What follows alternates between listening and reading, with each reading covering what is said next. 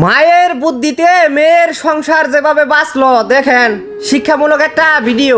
ও মামা, কি হয়েছে রে? আমি আর ওর বাড়ি সংসার করবো না। কেন রে মা? আমার শ্বশুর শাশুড়ি সবসময় আমাকে জ্বালাই। ও এই কথা, তাইলে একটা কাজ কর, তোর শ্বশুর শাশুড়ি তুই পৃথিবীর থেকে সরাই ফেলা। কি বলো মা, তাই বলে মেরে ফেলবো?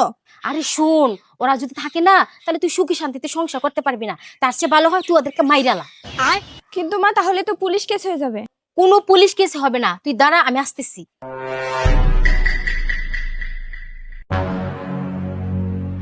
এই নে দৌড়। কিন্তু এটা কি মা? এটা এক ধরনের বিষ। প্রতিদিন খাবারের সাথে এক ফোঁটা করে তোর শ্বশুর শাশুড়ি খাওয়াইবি। দেখবি 1 মাস পরে ওরা অসুস্থ হইয়া মইরা গেছে, তখন কেউ টেরও পাইব না তুই বিষ খাইয়া মাইরা ফালাইছস। তখন পুলিশ কেস হইব না, কিচ্ছু হইব না। আচ্ছা ঠিক আছে মা, তাহলে আমি আসি। এমা শোন, আবার কি বলো মা?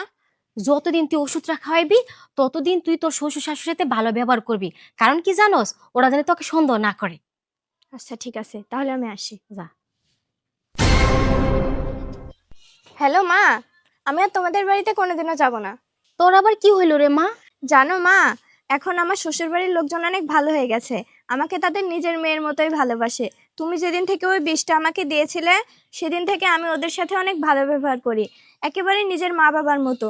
ওরাও আমাকে নিজের মেয়ের মতোই খুব ভালোবাসে। দেখলি মা, যেদিন থেকে তুই ওদের সাথে ভালো ব্যবহার করা শুরু করলি, ওরাও তোর সাথে ভালো ব্যবহার করা শুরু করলো। বিয়ের প্রথম দিন থেকে তুই যদি তোর শ্বশুর শাশুড়িকে নিজের বাবা মা মনে করে ভালো ব্যবহার করতি না, তাহলে ওদেরকে আজকে বিষ খেয়ে মেরে ফেলতে হইতো না। কিন্তু মা, এখন আমার খুব ভয় লাগছে। তুমি যে বিষটা আমাকে দিয়েছিলে সেই বিষটা তো আমি ওদেরকে 3-4 দিন মতো দিয়েছিলাম, এখন যদি কিছু হয়ে যায়? তুই চিন্তা করিস না রে মা, ওইটার ভিতরে বিষ ছিল না, মধু ছিল। তোকে সঠিক পথে আনার জন্য আমার এই অভিনয়টা করতে হয়েছে রে মা। তোমার মতো মা পেয়েছিলাম বলে আজকে আমি সবাইকে নিয়ে সুখে শান্তিতে সংসার করতে পারছি। তোমার মতো মা যেন প্রতিটা মেয়ে পায়।